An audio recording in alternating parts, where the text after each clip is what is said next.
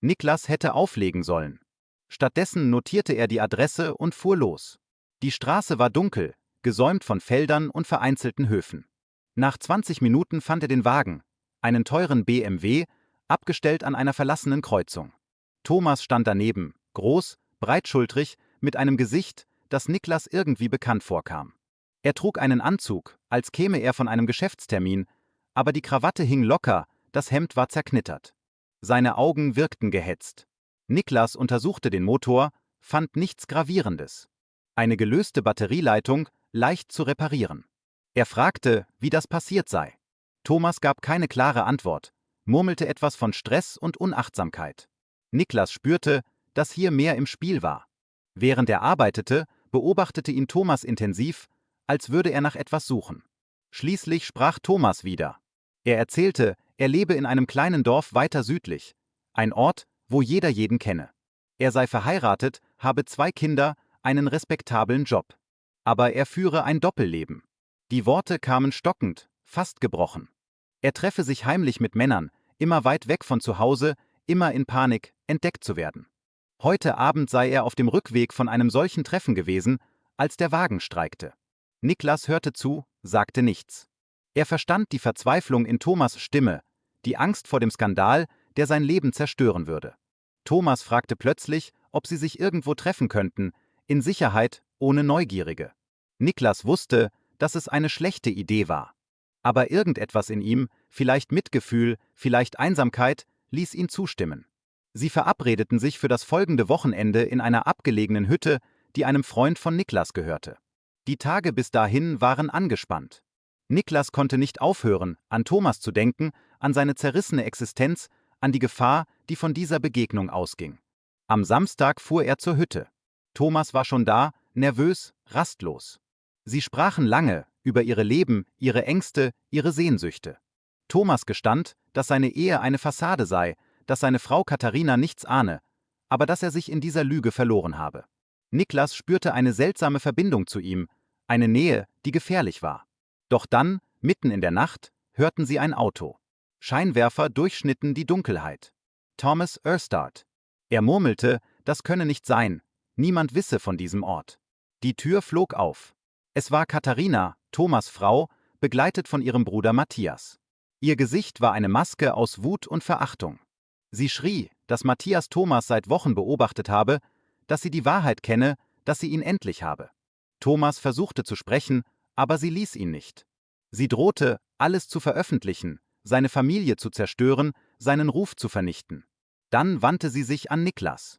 Sie spie Gift, nannte ihn einen Verführer, einen Zerstörer von Familien. Matthias, ein bullig gebauter Mann, trat näher, seine Fäuste geballt. Niklas floh. Er rannte zum Auto, das Herz hämmerte in seiner Brust. Hinter sich hörte er Thomas' Stimme, verzweifelt, flehend. Aber er drehte sich nicht um. Er fuhr durch die Nacht zurück in die Stadt, die Angst ein kalter Kloß in seinem Hals. Am nächsten Morgen begann der Terror. Unbekannte Nummern riefen ihn an, beschimpften ihn, drohten ihm. Jemand spähte das Wort auf sein Werkstatttor. Kunden sagten ab, ohne Erklärung. Niklas verstand, dass Katharina ihre Drohung wahrmachte, dass sie ihn systematisch isolierte, zerstörte. Thomas meldete sich nicht. Das Schweigen war noch schlimmer als die Angriffe. Eine Woche später stand ein Brief in seinem Postkasten. Keine Unterschrift, nur eine Nachricht. Thomas sei in eine psychiatrische Klinik eingewiesen worden, auf Drängen seiner Familie. Man habe ihn für krank erklärt, für behandlungsbedürftig. Die Lüge war perfekt. Niemand würde Thomas glauben, niemand würde ihm helfen. Und Niklas war allein, gebrandmarkt, am Ende. Die Gerüchte, angeheizt von Katharina und Matthias, breiteten sich aus wie Dunst nach Regen. Thomas musste sich rechtfertigen, doch seine Worte fanden kein Gehör. Die Dorfälteren diskutierten sein Verhalten in gedämpftem Ton, während die Jugend lachte und ihn ausgrenzte. Niklas erfuhr von einem Kollegen, Thomas sei aus dem gemeinsamen Haus geworfen worden und habe sein Büro verloren.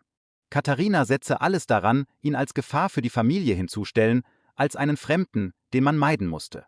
Freunde wandten sich ab, Verwandte schwiegen. Seine Existenz löste sich in Stille auf. Eines Abends, als Niklas am Fenster stand, fiel ihm auf, dass jemand unten auf der Straße verharrte. Es war Thomas, der zögernd zu ihm heraufsah, aber nicht um Hilfe bat. Stattdessen setzte er sich auf die Treppe und verweilte dort, als würde er auf eine Antwort hoffen. Nach einer Weile stand er auf und verschwand in der Dunkelheit. Niklas wusste, dass Thomas alles verlor, was ihm Halt gab, und er fühlte die Verantwortung für den Sturm, der die Leben beider Männer zerstörte. Ihre Begegnung war zu einer Waffe geworden, eingesetzt von Menschen, die Macht über sie hatten.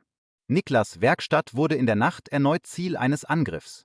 Fensterscheiben splitterten, ein Reifen wurde aufgeschlitzt. Am nächsten Tag erzählte ihm ein Nachbar, in der Kneipe habe Matthias laut über die Reinigung des Dorfes gesprochen. Es sei nur der Anfang. Niklas nahm den Hinweis wortlos entgegen. Er stand im Zentrum einer kollektiven Ausgrenzung, und die Echos der Feindseligkeit hallten in jedem Raum. Die Männer des Dorfes ignorierten ihn auf der Straße. Mütter zogen ihre Kinder fort, wenn er näher kam. Thomas meldete sich eines Tages per Brief. Er erklärte, das Dorf laufe Sturm gegen ihn. Matthias' Worte seien Gesetz. Er berichtete, dass er nach einem Zusammenbruch im Krankenhaus gelandet sei und Katharina juristische Schritte einleitete, um ihm das Besuchsrecht für die Kinder zu entziehen. Thomas schilderte, wie Ärzte und Anwälte mehr Wert auf Ruf und Ansehen legten als auf Gerechtigkeit. Niklas las den Brief, ohne zu antworten.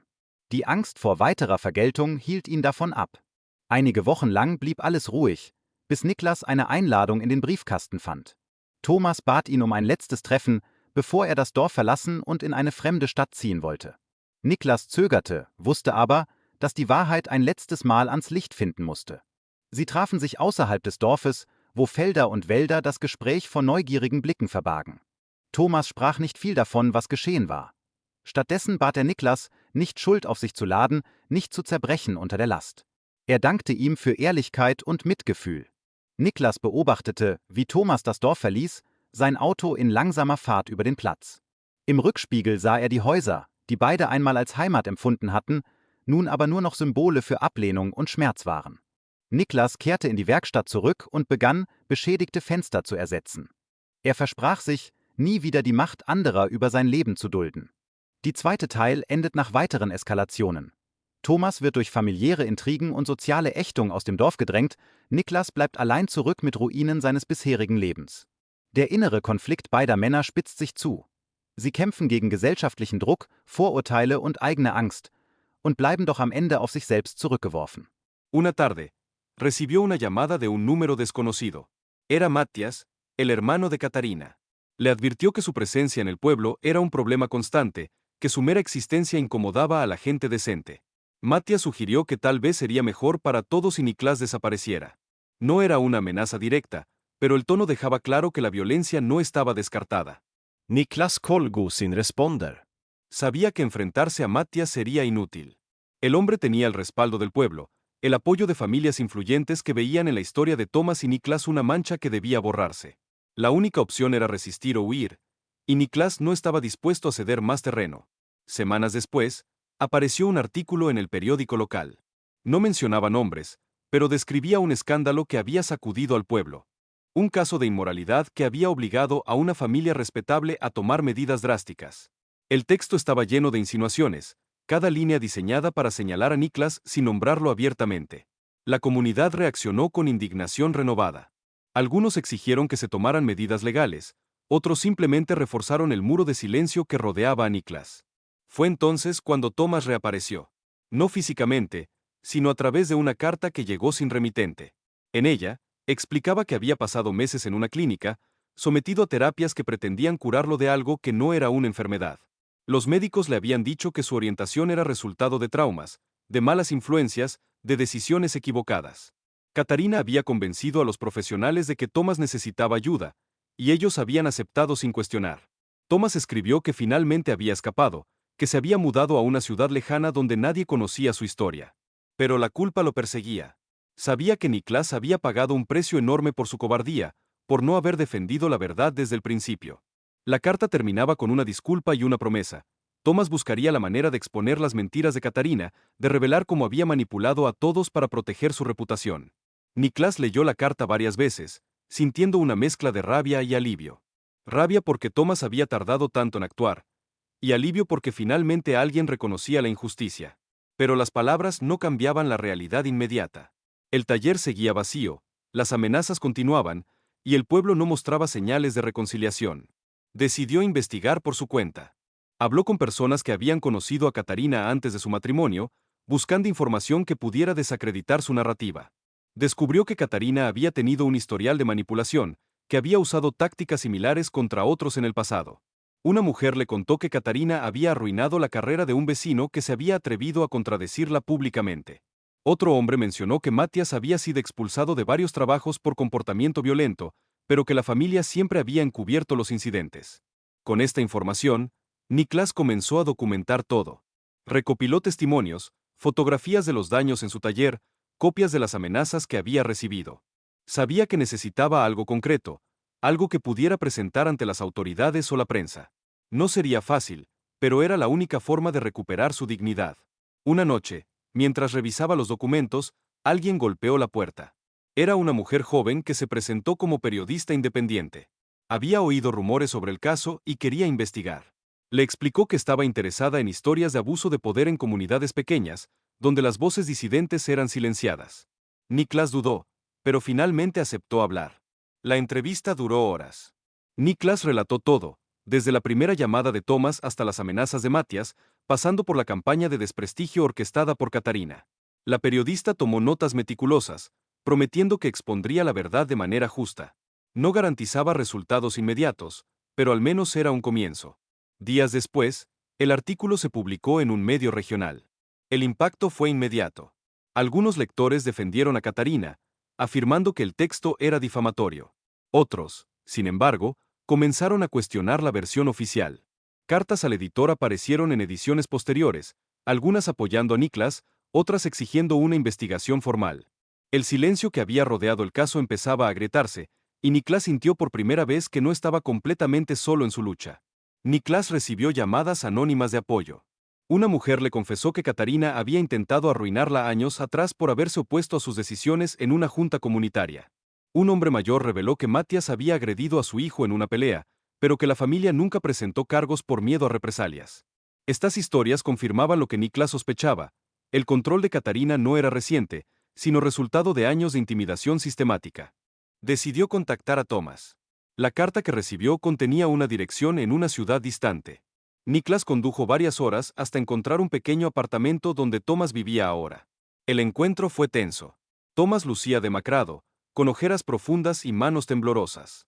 Explicó que las semanas en la clínica habían sido tortura psicológica, que lo habían presionado para admitir que estaba enfermo, que necesitaba corrección. Los médicos actuaban bajo las instrucciones de Catarina, quien había pagado generosamente por sus servicios. Thomas confesó también que Catarina llevaba años controlando cada aspecto de su vida. Revisaba sus mensajes, vigilaba sus movimientos, amenazaba con quitarle a los niños si intentaba rebelarse.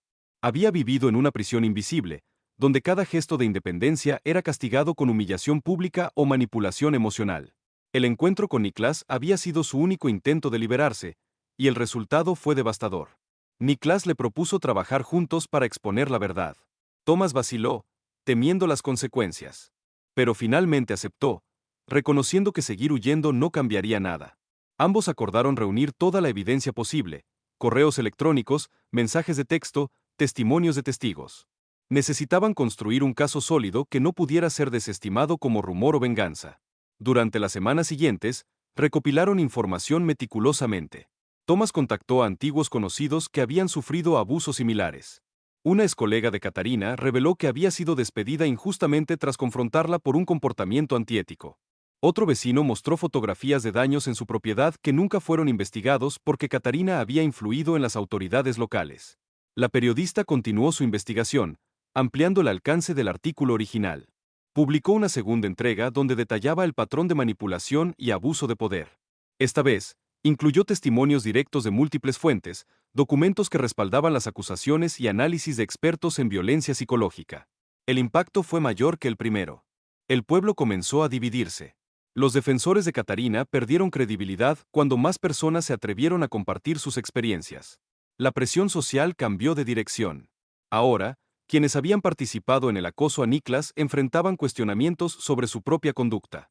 Algunos pidieron disculpas, reconociendo que habían actuado basándose en información sesgada. Otros permanecieron en silencio, avergonzados. Matías intentó contraatacar. Amenazó con demandar a la periodista por difamación, pero sus propias acciones pasadas salieron a la luz. Varios testimonios lo acusaban de violencia física y verbal contra personas que desafiaban a su hermana. La policía finalmente abrió una investigación sobre los actos vandálicos en el taller de Niklas, y las evidencias apuntaban directamente a Matías y sus asociados. Katarina perdió apoyo rápidamente. Las familias influyentes que antes la respaldaban comenzaron a distanciarse, preocupadas por cómo la asociación con ella podría dañar sus propias reputaciones. Su imagen de mujer respetable se desmoronó cuando quedó claro que había manipulado no solo a Thomas, sino a toda una comunidad para mantener su poder. Thomas logró recuperar parcialmente la custodia de sus hijos tras presentar evidencia de la manipulación psicológica que había sufrido. Los tribunales reconocieron que Katarina había usado a los niños como herramienta de control y ordenaron supervisión judicial sobre las decisiones familiares. No fue una victoria completa, pero representaba un paso hacia la justicia. Niklas, por su parte, vio cómo algunos clientes regresaban al taller. No todos, pero suficientes para mantener el negocio a flote. Las disculpas fueron escasas, pero la actitud general cambió. Ya no era el paria del pueblo, sino alguien que había resistido contra una injusticia evidente. La reparación del daño físico al taller fue lenta, pero cada ventana reemplazada simbolizaba la reconstrucción de su vida. La lucha no había terminado, pero por primera vez ambos hombres sentían que no estaban solos contra un sistema diseñado para silenciarlos. Habían encontrado aliados, expuesto mentiras y demostrado que la verdad, aunque dolorosa, era más poderosa que el miedo. Katarina enfrentó consecuencias aún más severas. La investigación reveló que había utilizado fondos comunitarios de manera irregular para financiar sus campañas de desprestigio. Había sobornado a funcionarios locales para ignorar denuncias contra Matías y manipulado registros oficiales para proteger su reputación. Los cargos incluyeron fraude, obstrucción a la justicia y abuso de poder. El tribunal dictaminó que debía devolver todo lo apropiado indebidamente y cumplir una condena de varios años. Su imagen quedó destruida irreparablemente. El pueblo experimentó una transformación lenta pero palpable. Las familias que habían participado en el ostracismo de Niklas comenzaron a reevaluar sus acciones. Algunos enviaron cartas de disculpa, reconociendo que habían sido manipulados por información falsa. Otros simplemente guardaron silencio, avergonzados de haber contribuido a la injusticia. La comunidad aprendió una lección dolorosa sobre los peligros del juicio colectivo sin evidencias. Niklas reconstruyó su taller con la ayuda de voluntarios que buscaban compensar el daño causado. La pintada ofensiva fue borrada y reemplazada por un mural que representaba la resiliencia. Los clientes regresaron gradualmente, algunos por necesidad, otros por genuino arrepentimiento. El negocio no recuperó inmediatamente su nivel anterior, pero la tendencia era prometedora. Más importante aún, Niklas recuperó su dignidad y la capacidad de vivir sin miedo constante. Thomas logró establecerse en su nueva ciudad. Consiguió trabajo en una empresa que valoraba la competencia por encima de los prejuicios. Mantuvo contacto regular con sus hijos, quienes gradualmente comprendieron que su padre no era el villano que les habían pintado. Las visitas supervisadas se convirtieron en encuentros más naturales. Thomas también inició terapia para procesar el trauma de años de manipulación y abuso psicológico. El camino fue difícil, pero por primera vez sentía que controlaba su propia vida. La periodista que había expuesto el caso recibió reconocimiento por su trabajo investigativo. Su serie de artículos fue nominada para premios regionales y sirvió como base para un debate más amplio sobre abuso de poder en comunidades pequeñas. Otras víctimas en situaciones similares se sintieron inspiradas para compartir sus historias, generando un movimiento de transparencia y rendición de cuentas.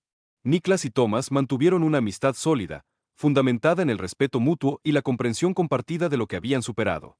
No era una relación romántica, sino algo más profundo, una alianza forjada en la adversidad. Se reunían ocasionalmente, compartiendo experiencias y apoyándose en momentos difíciles. Ambos sabían que el estigma no desaparecería completamente, pero habían demostrado que era posible resistir y prevalecer. El pueblo gradualmente se abrió a conversaciones sobre diversidad y tolerancia. Organizaciones locales implementaron programas educativos para prevenir discriminación y fomentar la empatía. No fue un cambio instantáneo, pero las semillas estaban plantadas. Los jóvenes, menos atados a prejuicios tradicionales, lideraron iniciativas que promovían la inclusión. Un año después del juicio, Niklas organizó un evento en su taller. Invitó a todos quienes habían apoyado su lucha, incluyendo testigos, periodistas y personas que simplemente habían ofrecido palabras de aliento. No fue una celebración triunfalista, sino un reconocimiento de que la justicia, aunque tardía, era posible. Durante el evento, Thomas pronunció unas palabras breves pero poderosas. Agradeció a quienes habían creído en la verdad cuando era más fácil mirar hacia otro lado. Reconoció que el dolor no había desaparecido, pero que la esperanza había regresado. Katarina y Matías cumplieron sus condenas sin generar más controversias. Algunos especularon que eventualmente intentarían rehacer sus vidas en otro lugar, pero nadie en el pueblo mostró interés en seguir sus pasos. Habían sido olvidados, reducidos a ejemplos de cómo el abuso de poder siempre termina por colapsar bajo el peso de la verdad. La historia de Niklas y Thomas se convirtió en leyenda local, no como escándalo sino como testimonio de resistencia.